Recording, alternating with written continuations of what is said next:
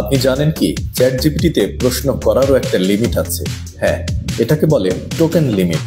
আমরা chat জিপিটিতে input হিসেবে যেই লেখাকে দিই, জিপিটি সেই লেখার শব্দগুলোকে 3টা বা 4টা ক্যারেক্টার হিসাবে ছোট ছোট ইউনিটে ভাগ করে, আর এর প্রত্যেক ইউনিটকেই বলা হয় টোকেন।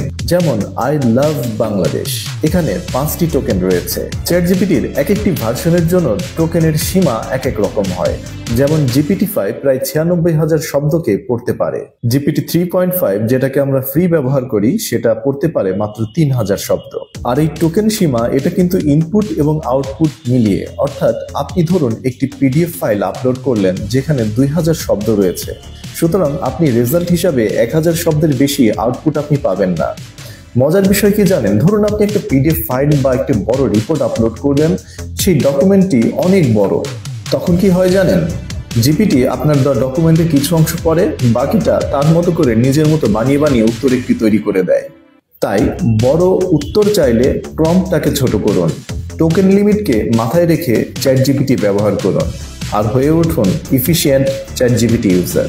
আর এমন টিপস পেতে ফলো করুন পেজটিকে। শুভকামনা আপনার জন্য।